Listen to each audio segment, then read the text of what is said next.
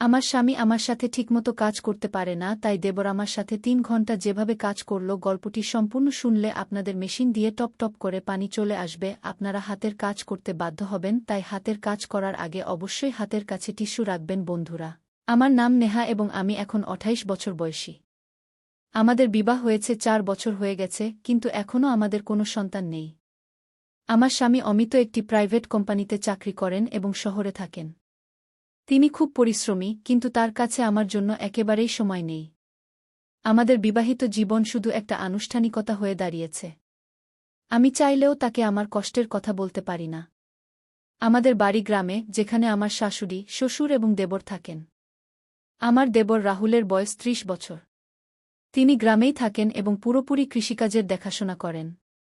তার শরীর মজবুত এবং সুঠাম, কারণ তিনি দিনরাত পরিশ্রম করেন।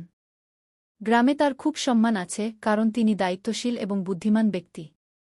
রাহুলের বিয়ে হয়েছে পুনম ভাবির সাথে এবং তাদের ২টি ছেলে আছে। তিনি তার স্ত্রীকে খুব ভালোবাসেন এবং সবসময় তাকে খুশি রাখার চেষ্টা করেন। তার জীবন পুরোপুরি তার পরিবারকে কেন্দ্র করে ঘোরে। যখনই আমি তাকে দেখি, ভাবি যে আমারও যদি এমন জীবন হতো, কিন্তু আমার ভাগ্য অন্য রকম ছিল। বিয়ে হয়ে ৪ বছর হয়ে গেছে, কিন্তু এই ৪ বছরে আমি বিবাহিত জীবনের সেই সুখ কখনো অনুভব করিনি যা প্রতিটি মেয়ে আশা করে। আমার স্বামী অমিত তার কাজে এতটাই ব্যস্ত থাকে যে তার কাছে আমার জন্য সময় নেই। কখনো তাকে অন্য শহরে যেতে হয়, আবার কখনো তিনি পুরো মাসের জন্য বাইরে থাকেন। আমি শুধু দিন গুনি, কখন তিনি ফিরবেন, কখন আমি তার ভালোবাসা পাব, কিন্তু প্রতিবারই শুধুই হতাশায় হাতে আসে। বিয়ের আগে আমি সবসময় ভেবেছিলাম যে আমার স্বামী আমাকে দুনিয়ার সব সুখ দেবেন, আমাকে কোলে নিয়ে ভালোবাসবেন, আমার সাথে বসে কথা বলবেন, কিন্তু বাস্তবতা ছিল একেবারেই উল্টো। রাতে যখন আমি বিছানায় একা থাকি, তখন নিঃসঙ্গতা আমাকে কাটতে দৌড়ায়।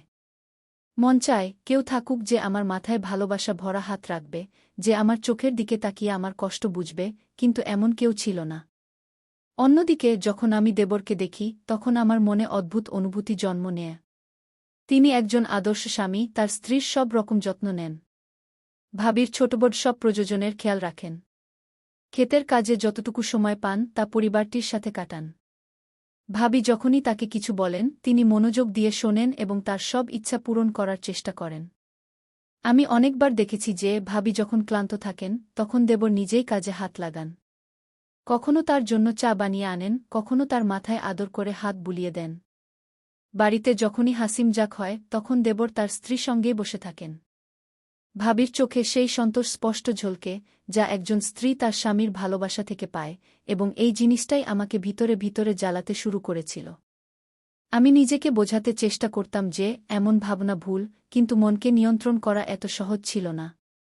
যখন আমি দেবর এবং পুনম ভাবিকে হাসতে, কথা বলতে, একে অপরের সাথে খুশি দেখতাম, তখন আমার মনে এক অদ্ভুত জ্বালা উঠত। মনে প্রশ্ন আসত, কেন অমিত আমার সাথে এমন আচরণ করেন না? অনেকবার এই ভেবে চোখে জলও আসত যে যদি আমার বিয়ে দেবরের সাথে হতো। যখন আমি পুনম ভাবিকে তার সাথে দেখতাম, তখন মনে এই প্রশ্ন উঠত যে আমি যদি তার জায়গা হতাম, তাহলে কি আমিও এত ভালোবাসা পেতাম? দেবর কি আমাকেও ততটাই খুশি রাখতেন যতটা তিনি তার স্ত্রীকে রাখেন? এটা ভুল ছিল, কিন্তু এটা আমার মনে বারবার আসত। রাতের নীরবতা আমার নিঃসঙ্গতাকে আরও গভীর করে তুলত। যখন পুরো বাড়ি ঘুমিয়ে পড়ত, তখন আমি পাশ ফিরতে থাকতাম। কখনো চোখ বন্ধ করলে দেবরের হাসি মনে পড়ত, কখনো ঘুমাতে চেষ্টা করলে তার শক্তিশালী হাতে খেতে কাজ করার দৃশ্য চোখের সামনে ভেসে উঠত। যখন অমিত বাড়ি আসতেন, তখনও তিনি শুধু ফোনে ব্যস্ত থাকতেন। আমি অনেকবার চাইতাম যে তিনি আমার দিকে তাকান, আমার পাশে বসেন, আমার সাথে ভালোবাসা ভরা কথা বলেন, কিন্তু এমন কিছুই হতো না। বিবাহিত হয়েও আমি কোনো অবিবাহিত মেয়ের মতো ভালোবাসার জন্য তাড় পাচ্ছিলাম। আমার মনে বারবার এই প্রশ্ন উঠত যে যদি আমার স্বামী আমাকে ভালোবাসা না দেন, তাহলে কি আমি সারা জীবন এভাবেই একা থাকব? আমার কি জীবন অন্যের সুখ দেখে জ্বলতে জ্বলতেই কাটাতে হবে? আমি তো আগেই একা ছিলাম। তখনই আমার স্বামী বললেন যে তাকে কাজের সূত্রে অন্য শহরে যেতে হবে। প্রতিবারের মতো এবারও তিনি যাওয়ার সময় বলেছিলেন, নেহা, নিজের যত্ন নিও, বেশি চিন্তা করো না, আমি তাড়াতাড়ি ফিরব। কিন্তু আমি জানতাম যে তাড়াতাড়ি মানে কমপক্ষে ১ মাস তো হবেই। তার কথাগুলো এখন আমার কাছে ফাঁপা মনে হতে শুরু করেছিল। আমি কোনো অভিযোগও করতে পারতাম না, কারণ আমি নিজেকে বুঝিয়ে নিয়েছিলাম যে তার প্রাথমিকতা শুধু তাদের কেরিয়ার, আমি এখন নয়। বাড়ির সমস্ত কাজ এবং দায়িত্ব আমার এবং পুনম ভাবির ছিল। সারাদিন কাজে ব্যস্ত থাকতাম, কিন্তু মন তো সেখানেই ঘুরে বেড়াত জেঠির দিকে। সেদিন সকালের সময় ছিল। আমি উঠোনে কাপড় ধুচ্ছিলাম। সূর্যের হালকা রশ্মি সাদা চাদরের উপর পড়ছিল এবং ঠান্ডা বাতাস বইছিল। আমি বালতিতে কাপড় ভিজিয়ে রেখেছিলাম, কিন্তু যেই আমি কল খুললাম পানি আসল না। আমি বেশ কয়েকবার চেষ্টা করলাম, কিন্তু পানির এক ফোঁটাও পড়ল না। আমি এদিক ওদিক দেখলাম এবং দেখলাম যে জেঠজি ক্ষেত থেকে ফিরছিলেন। কপালে ঘামের ফোঁটা চকচক করছিল এবং তার শক্তিশালী শরীর, যা পরিশ্রমে গড়া হয়েছিল, সূর্যের আলো ঝলমল করছিল। আমি সংকোচের সাথে বললাম, জেঠজি, দেখুন না কল থেকে পানি আসছে না, একটু দেখুন কি হয়েছে কি। তিনি আমার কাছে এলেন এবং কিছু না বলে কলের দিকে ঝুঁকে গেলেন। আমি দেখলাম তার শক্তিশালী বাহু নড়ছিল যখন তিনি কল ঘুরাচ্ছিলেন। তার চওড়া কাঁধ এবং ঘামে ভেজা টি-শার্ট আমার হৃদস্পন্দন বাড়িয়ে দিচ্ছিল। আমি নিজেকে থামাতে চাইছিলাম, কিন্তু তার পুরুষত্ব, তার পরিশ্রম, তার প্রভাব, কিছু তো ছিল যা আমাকে আকর্ষণ করছিল। যেই পানিটি বইতে শুরু করল, আমি তাড়াতাড়ি আমার হাত বালতিতে ডুবিয়ে দিলাম, কিন্তু আমার কবজি তার হাতে ছুঁয়ে গেল। একটা হালকা শিহরণ পুরো শরীরে ছড়িয়ে গেল। তিনি আমার দিকে তাকালেন, আমি ঘাবড়ে গেলাম এবং মাথা নিচু করে নিলাম। এখন পানি আসছে, দেখে নাও। তিনি হাসলেন। থ্যাংক ইউ, আমি আস্তে করে বললাম এবং তাড়াতাড়ি কাপড় ধুতে লাগলাম, কিন্তু আমার হাত কাঁপছিল। সেদিনের পর থেকে আমি বারবার তাকে দেখতে লাগলাম। যখন তিনি খেতে কাজ করতেন, আমি লুকিয়ে জানালা দিয়ে দেখতাম।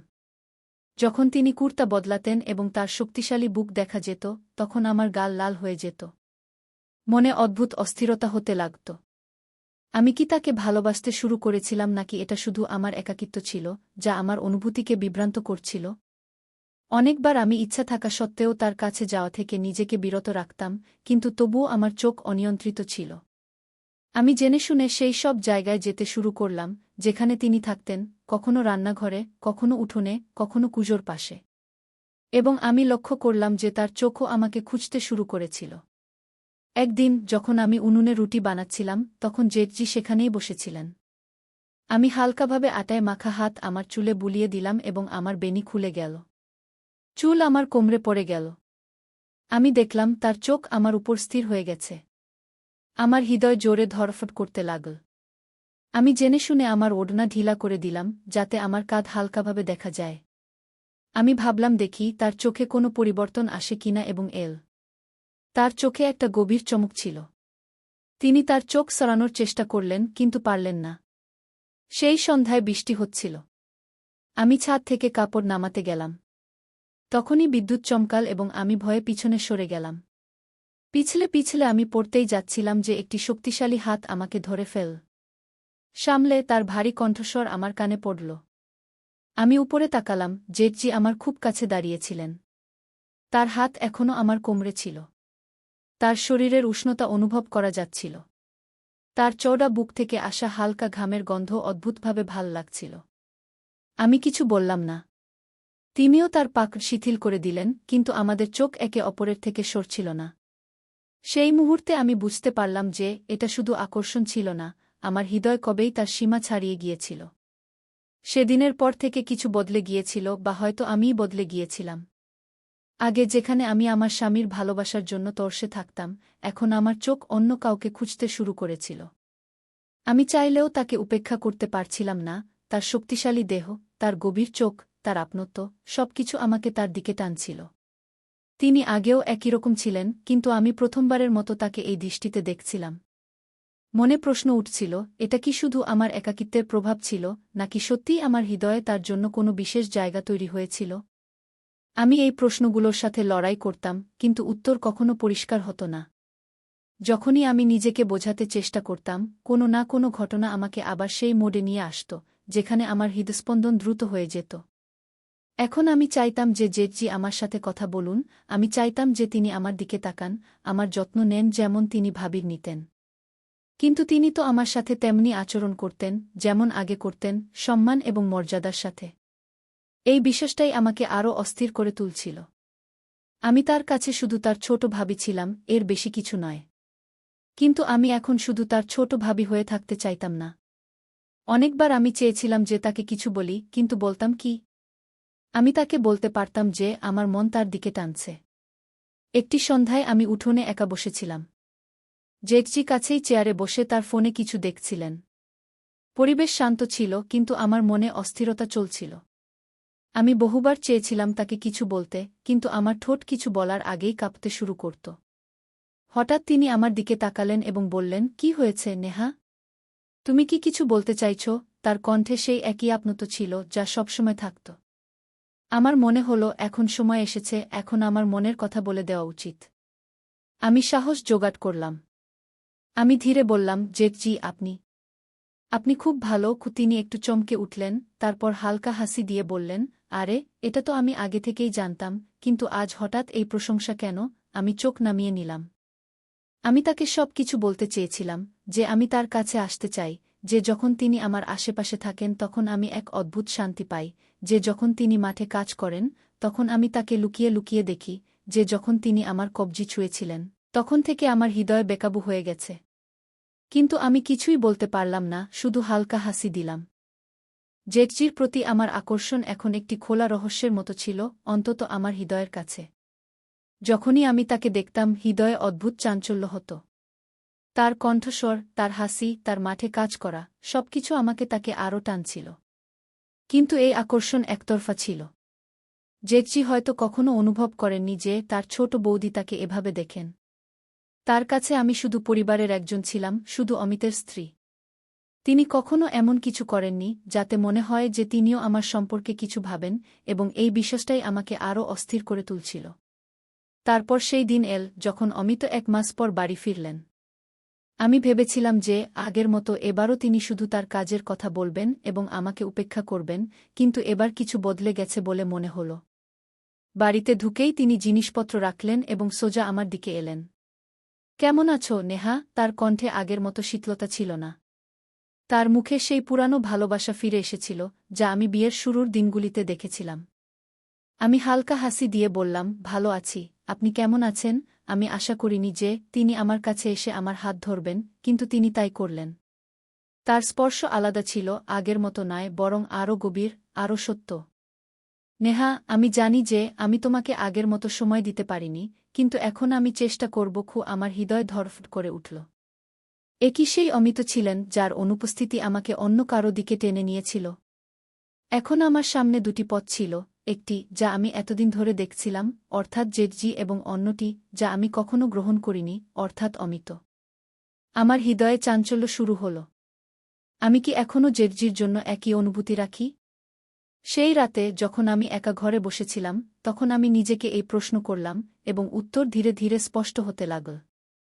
যখন আমি আমার জীবনকে ভালো করে দেখলাম, তখন অনুভব করলাম যে জেঠজির প্রতি আমার আকর্ষণ ভালোবাসা ছিল না, বরং শুধু একটি অপূর্ণ চাহিদা ছিল, সেই চাহিদা যা আমি আমার স্বামীর মধ্যে দেখতে চেয়েছিলাম, কিন্তু কখনো দেখতে পাইনি। যখন আমি অমিতের কাছ থেকে সেই ভালোবাসা পাইনি, যা আমার প্রয়োজন ছিল, তখন আমি তা অন্য কোথাও খুঁজতে শুরু করেছিলাম।